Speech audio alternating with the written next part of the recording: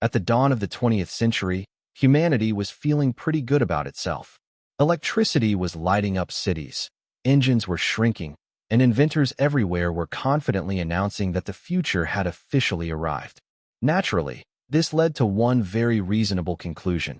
It was time to start hiding boats underwater. Submarines, at this point, were less silent hunter of the deep and more ambitious metal tube held together by optimism.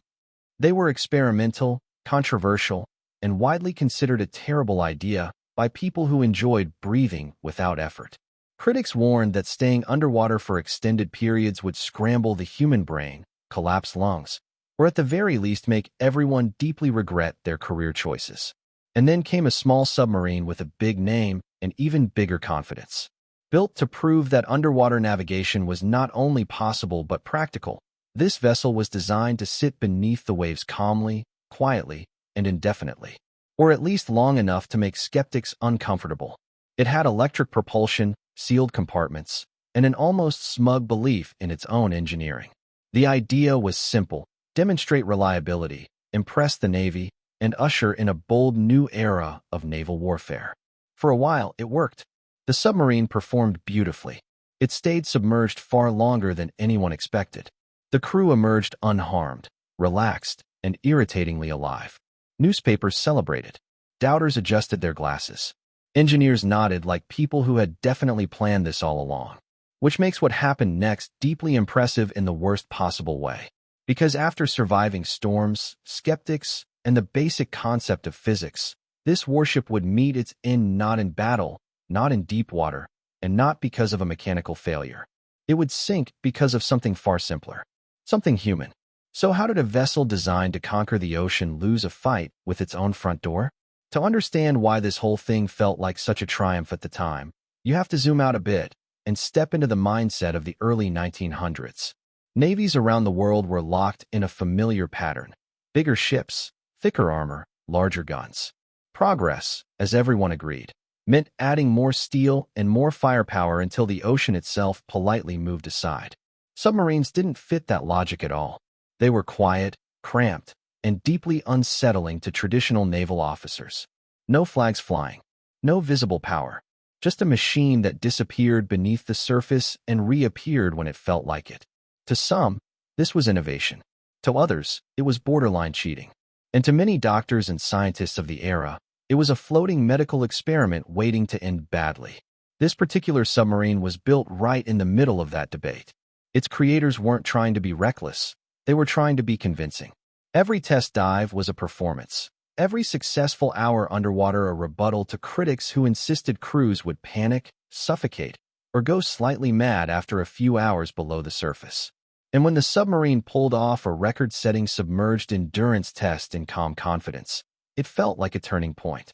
Proof, at last, that humans could operate beneath the waves without everything immediately going wrong. If you enjoy stories where history looks completely reasonable right up until it doesn't, feel free to leave a comment. And if this already feels like one of those "this should have been obvious" moments, liking the video and subscribing helps more than you'd think. Because now that the idea had been proven, attention shifted to something far less glamorous. Routine operations. And that's usually where history starts sharpening its sense of humor. There's something especially dangerous about success when it arrives early and without consequences. It creates a quiet confidence, the kind that settles into routines and checklists and unspoken assumptions. Once a machine proves it can survive storms, pressure, and skeptical experts, it starts to feel solved. Not perfect, maybe, but trustworthy. Familiar. Safe. And that's when attention drifts. On paper, this submarine was a showcase of modern thinking. Electric motors hummed instead of roared. Air systems were carefully calculated. Every compartment had a purpose, every valve a reason. It was the sort of design that made engineers proud and made traditionalists nervous. A vessel meant to demonstrate that humans could outthink the ocean by planning carefully enough. But beneath all that engineering confidence sat an unglamorous truth. No matter how advanced the machine, it still depended on people doing small, boring things correctly every single time. No headlines are written about hatches that are properly secured. No medals are awarded for double-checking a seal. Those actions don't feel heroic. They feel routine. And routines, once they become familiar, have a way of fading into the background. The irony is that nothing about the coming mistake involved danger, urgency, or chaos.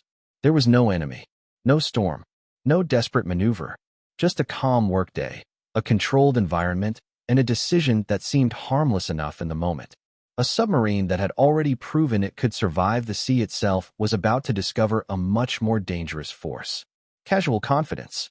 Because when technology works a little too well, it invites the most timeless error in human history, assuming that nothing will go wrong, just this once. By the time this submarine began attracting serious attention, the argument had shifted. The question was no longer whether a crew could survive underwater, but whether this strange new machine deserved a place in modern navies.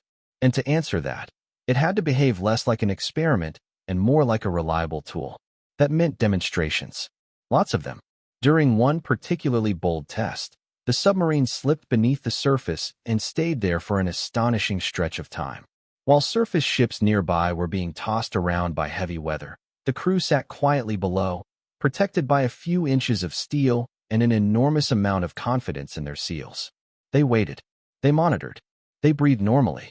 And when they finally resurfaced, they looked less like survivors and more like people mildly annoyed that the experiment was over. The press loved it. Scientists grudgingly revised their assumptions. Naval officers took notes while pretending not to be impressed. The submarine had done exactly what it was built to do. It made the impossible look routine. And that was the problem. Once something extraordinary becomes routine, it stops feeling fragile. The machinery becomes familiar. Procedures feel optional rather than essential. The submarine wasn't being pushed to its limits anymore. It was being handled, adjusted, and maintained like any other vessel. Work around it became casual. Movements were efficient. Decisions were made quickly, without ceremony. The danger wasn't ignored. It was simply no longer loud enough to demand attention. This is how accidents often begin in history. Not with panic or incompetence, but with confidence earned honestly, and then trusted just a little too much. The submarine had proven it could survive the sea. It had not yet proven it could survive human routine. The day everything went wrong did not feel important while it was happening. There was no ceremony, no audience, no sense that anyone should be paying extra attention. The submarine was tied up at the company's wharf, undergoing ordinary adjustments. The kind of work that happens when a machine is no longer exciting, just familiar. At some point, a decision was made to lower part of the vessel into the water. Not a full dive. Nothing dramatic. Just enough submersion to make access to certain components easier. It was the nautical equivalent of lifting one side of a car to change a tire. And this is where history leans in. Submarines, as it turns out, are deeply unforgiving of assumptions. Every hatch, every seal, every closure exists for a reason. Miss one, and the ocean doesn't negotiate. It doesn't pause to clarify intentions. It simply shows up. One hatch, the forward one, was not secured. No alarm screamed. No immediate chaos followed. Water began entering calmly, confidently, as water tends to do. The submarine, designed to balance itself with precision, did exactly what physics told it to do. It lost buoyancy. It settled. And within moments, the proud prototype was resting on the bottom, directly beneath the dock where it had been built to impress the world. 15 feet of water. Not the open sea. Not combat. Not even a test. Just enough depth to make the situation humiliating rather than heroic. Attempts to raise the vessel that night went nowhere. By morning, the reality had set in. A machine engineered to challenge the limits of underwater endurance had been defeated by a forgotten step in a routine process. There were no casualties. Just silence, soaked equipment, and a realization no one wanted to put in writing. Somewhere between innovation and habit, someone had trusted the system to take care of itself. The ocean, as always, disagreed. Once the submarine was finally raised, the damage turned out to be almost disappointingly ordinary. No dramatic rupture. No catastrophic failure of the hull. Just the slow, invasive consequences of salt water finding places it was never meant to be. Electrical systems suffered. Internal components aged several years overnight. The vessel still existed, but its moment had quietly passed. Publicly, the incident was handled with care. Embarrassment has a way of encouraging discretion, especially when governments and military contracts are involved. The story didn't vanish, but it softened at the edges. An unfortunate mishap, a minor setback, certainly nothing that should derail the grand future of undersea warfare. Privately, the damage was already done. Trust is a fragile thing in procurement, and prototypes live or die by confidence. This submarine had proven it could survive long hours underwater, bad weather, and skeptical experts. What it could not survive was the impression that it had been undone by something avoidable. The machine was no longer a promise. It was a reminder. Interest faded. Attention shifted elsewhere. New designs appeared, all claiming to have learned the right lessons from earlier efforts. The submarine was eventually sold off, refitted, and sent far from the dock where its reputation had quietly sunk. Ironically, once removed from the spotlight that had exposed its weakness, it performed competently. It served. It operated. It did the job it had always been meant to do, just not under the flag it was built to impress. By then, its original failure had already joined a familiar category in human history. Not a tragedy of ambition, but a footnote of routine. A moment when no one expected anything to go wrong, and so no one was fully watching. The kind of mistake that rarely makes sense in hindsight, and almost always feels obvious once it does. What makes this story linger isn't the scale of the mistake, but its size. No grand miscalculation, no flawed theory, no reckless gamble. Just a sequence of reasonable actions carried out by competent people who trusted that the system around them would behave the way it always had. And most of the time, it did. The submarine wasn't defeated by the ocean's depth, by enemy fire, or by the limits of early technology. It was undone by familiarity, by the quiet confidence that settles in after repeated success, by the assumption that one small step, left unchecked, couldn't possibly matter. History is full of moments like this. Complex systems that fail not because they are weak, but because they are strong enough to make people comfortable. Innovations that survive extraordinary stress, only to stumble during ordinary routines. The more impressive the machine, the easier it becomes to forget how many small, unremarkable actions are holding it together. There's something oddly reassuring about that. It reminds us that history doesn't always turn on villains or geniuses or dramatic turning points.